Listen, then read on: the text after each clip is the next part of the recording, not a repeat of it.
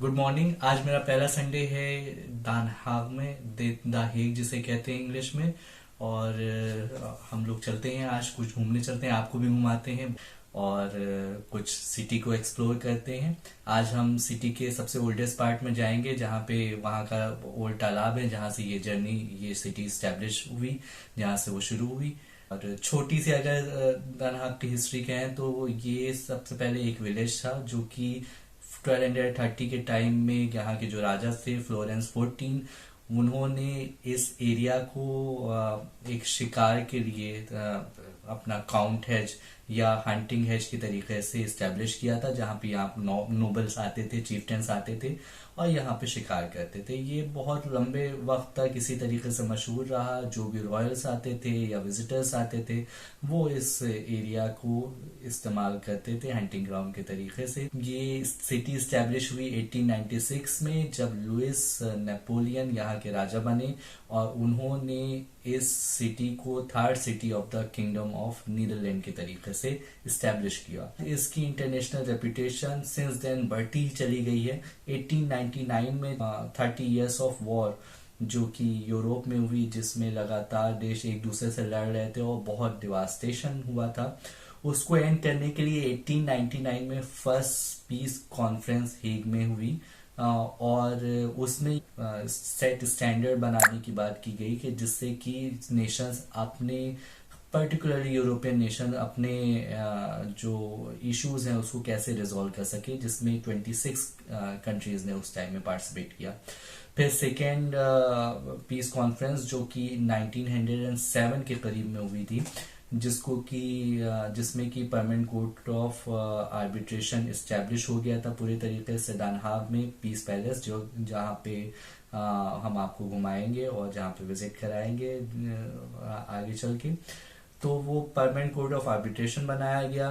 Then उसके बाद third piece conference के जरिए से एक वर्ल्ड वाइड ऑर्गेनाइजेशन बनाने का भी प्लान था, प्रपोजल था, जिससे कि पीस एंड सिक्योरिटी पूरे वर्ल्ड में इस्टेब्लिश किया जा सके।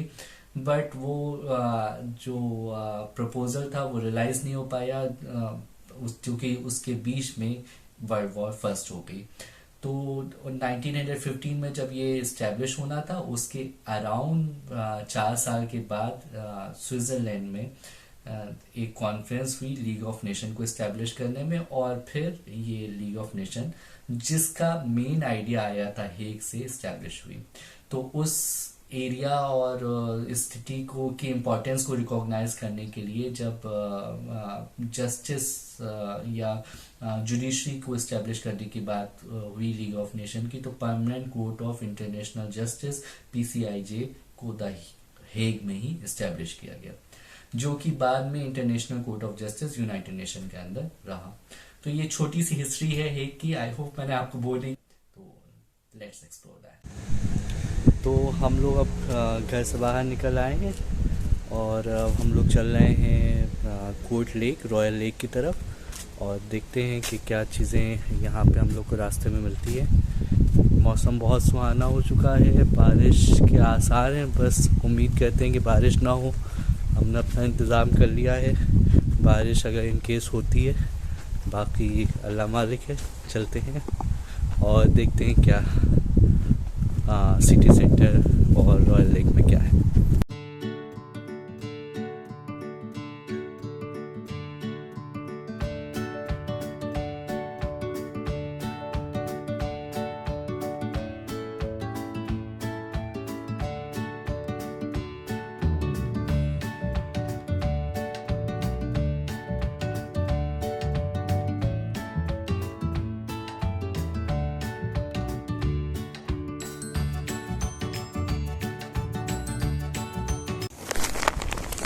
उसमें हम ये पुराने इलाके में आ गए हैं, हेग का पुराना शहर जिस एरिया में है, सिटी सेंटर यहाँ से बहुत पास है। और यहाँ देखिए बाहर की तरफ शॉप्स लगी हुई हैं, कॉफ़ी है, शॉप है, कॉफ़ी बार है, और ये कुछ अरबी में भी लिखा हुआ है फ्लैग पे।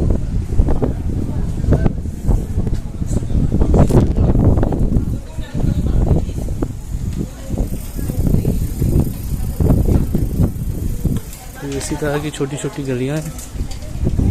इधर देखिए,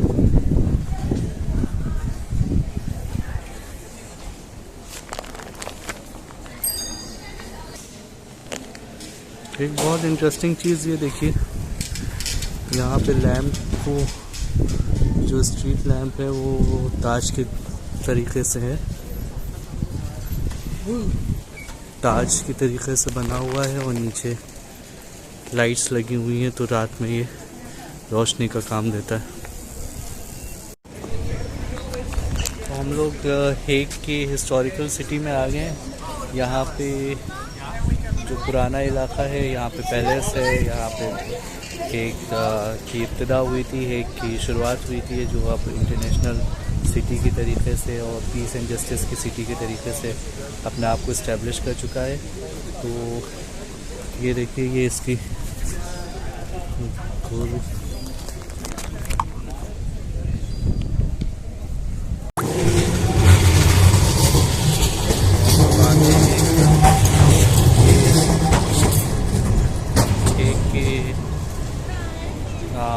सेंट्रम पे, जो कि हेग सेंटर का हेग सेंटर है मेन। ये तस्वीर है, ये स्टैचू है जॉन डेविड का, जो कि जिसने अपने टाइम में यूरोपियन यूनियन और यूरोप के लोगों को कॉपरेशन के लिए और साथ में रहने के लिए बहुत सारी कोशिशें की। और ये 1672 में जब इसकी डेथ हुई थी तो उसको ईयर ऑफ डिज़ास्टर कहते थे। तो ये जॉन डेविड, तो दोस्तों ये लेक है जो वहाँ पे 1250 से लेके आगे तक, जब तक कि यहाँ पे जो सिटी नहीं बनाई गई थी, तो ये एक एरिया था जहाँ पे शिकार किया जाता था। रॉयल्स यहाँ पे आते थे और शिकार करते थे। एक नीदरलैंड की कैपिटल तो नहीं है, लेकिन उसके रॉयल पैलेसेस के रेजिडेंशियल एरिया रहा है। रॉयल रेजिडेंशियल एरिया लाइडन से लेके, फिर उसके बाद जब इसको कैपिटल बनाया गया तब से रॉयल रेजिडेंसी यहीं पे रही, चाहे विंटर हो चाहे समर हो। तो ये सबसे पुरानी जो royal residency full fledge establish हुई वो है। और आज भी यहाँ पे जो यहाँ के किंग है और क्वीन जो यहाँ की हैं वो अर्जेंटीना के बिलोंग करती थी, और अब डच लैंग्वेज उन्होंने बिलोंग किया है यहाँ पे। और देखिए बहुत बारिश हो रही है यहाँ, और बहुत, लेकिन उससे और भी प्यारा मौसम हो रहा है।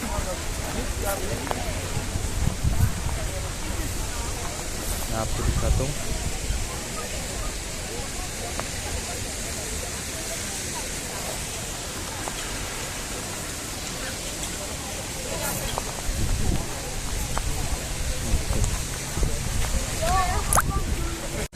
एक बहुत इंटरेस्टिंग चीज़ आपको दिखाना चाहते हैं। ये स्टैचू ऑफ हाक्सी है, जो कि पैलेस के तरफ पॉइंट आउट कर रहा है। अगर आप देखें तो ये पैलेस सामने की तरफ है, सामने पैलेस दिखाई दे रहा है। और ये स्टैचू जो है बच्चे का, जो कि कहते हैं कि 11 से 12 साल का बच्चा था, जो कि अपने फादर के किंगडम को दिखा रहा था।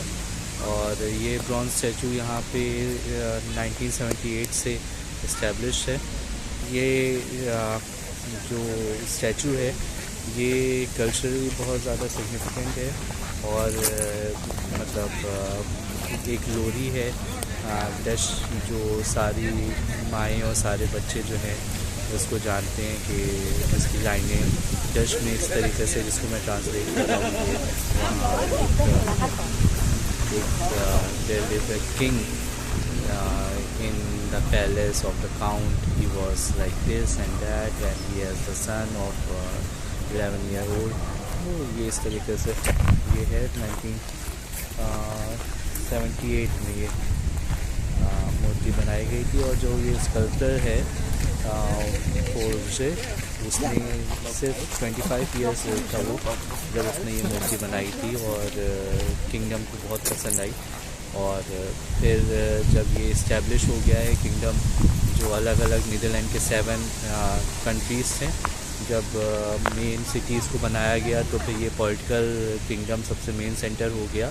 एम्स्टर्डम कैपिटल रहा, लेकिन जो पैलेसेस और थे और पार्लियामेंट थे, सारी चीज़ें यहाँ पे द हेग में इस्टेब्लिश होती गई। और फिर जब नीदरलैंड के 7 किंगडम इस्टेब्लिश हुए और पूरे तरीके से उसमें स्टेबिलिटी आई, तो ये जो पैलेस था उसी को मेन पैलेस बनाया गया। तो चलिए अब आपको इसी सेंटर के अगर राइट में आप जाएंगे तो यहाँ पे दुकानें हैं, शॉप्स हैं, जो कि अलग अलग इंटरनेशनल ब्रांड्स को रखती हैं। ये ज़्यादातर फ्रेंच और इटालियन जो मार्केट है उसको रेप्लिकेट करके ये मार्केट बनाई गई है। और ज़्यादातर यूरोप के हाई एंड ब्रांड्स इस एरिया में आपको मिल जाएंगे। ये इधर से है, हम लोग आगे इधर की तरफ चलेंगे। ज़ारा, रोलेक्स, फाल्क,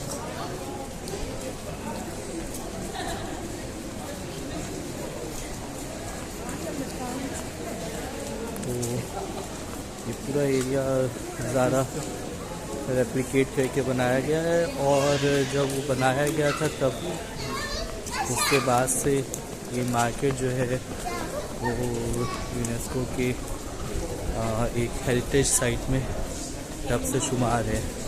1880s की ये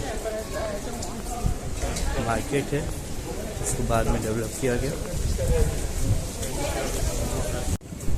तो इससे हम लोग अपना आज का सफ़र ख़त्म करते हैं। बारिश भी हो रही है और शाम को जाना भी है अब मजलिस में, तो वहाँ के लिए भी पहुँचना पड़ेगा। घर पे जाके थोड़ा सा इंतज़ाम करते हैं और फिर उसके बाद आपको ये वीडियो के बाद में नेक्स्ट कोई इंटरेस्टिंग ले चलेंगे।